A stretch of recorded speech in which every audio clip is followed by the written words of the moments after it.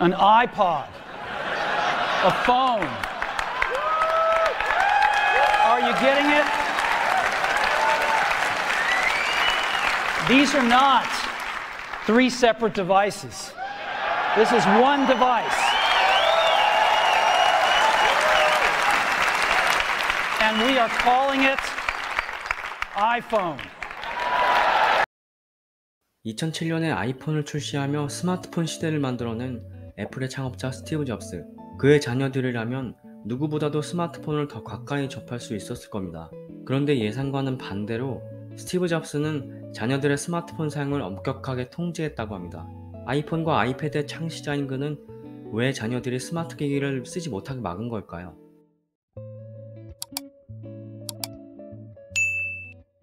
스웨덴에서는 2세, 3세의 어린아이 3명 중 1명이 매일 태블릿 PC를 사용한다고 합니다.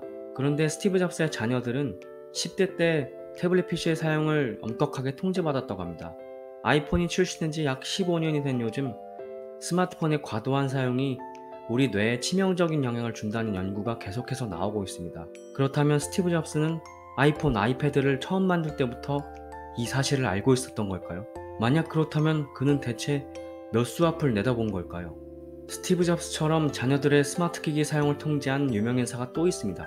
놀랍게도 애플과 경쟁 구도였던 마이크로소프트 창업자 빌 게이츠입니다. 빌 게이츠는 아이들이 14살이 될 때까지 스마트폰 사용을 금지했다고 말했습니다. 거의 전 세계 제일 갑부인 그가 아이들에게 고작 휴대전화 사줄 돈이 없어서 그랬을 리는 없겠죠. 아마도 스티브 잡스, 빌 게이츠 모두 인간의 본능과 욕구, 도파민 중독, 전자기기의 영향에 대해 깊이 있게 연구했고 스마트 기기에 대한 안 좋은 영향에 대해 이미 알고 있었기 때문에 아이들을 통제했던 것은 아닐까 추측됩니다. 전문가들은 영유아들이 스마트폰을 통해 일방적으로 전달되는 영상에 지나치게 노출되면 타인의 감정을 읽거나 공감하는 능력이 떨어질 수 있다고 말합니다.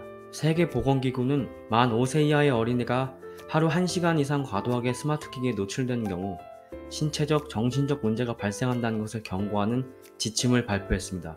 스마트폰, 스마트 기기가 아이들의 뇌 성장에 문제를 일으킨다는 것이 스티브 잡스와 빌 게이츠가 자녀들의 휴대전화 사용을 제한한 가장 큰 이유가 아니었을까 생각이 듭니다. 이제는 스마트폰 없이는 살 수 없는 시대가 되었습니다. 하지만 오히려 스마트폰 사용을 줄여야 정신건강, 신체건강에 도움이 된다는 이야기가 끊임없이 나오고 있어요. 정말 편리하고 효율적인 기술을 만들었지만 그 기술이 반대로 인간의 건강을 해치고 있는 모순된 상황이 일어난 것은 왜일까요?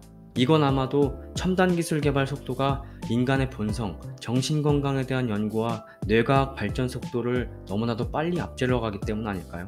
책 인스타브레인에서는 휴대전화 사용과 슬롯머신을 비교하는 이야기가 나옵니다. SNS를 하는 게 슬롯머신을 돌리는 것과 비슷한 신체 활동이 이루어진다고 합니다.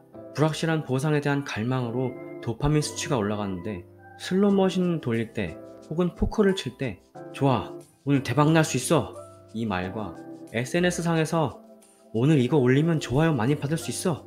이 말이 비슷한 감정을 느낀다는 겁니다. 저도 매일 새로운 카톡이 왔나 하면서 수시로 스마트폰을 들었다 놨다 하는데요. 문자를 확인할 때보다 확인을 하라는 알림을 받았을 때 도파민이 더 많이 분비가 된다고 합니다.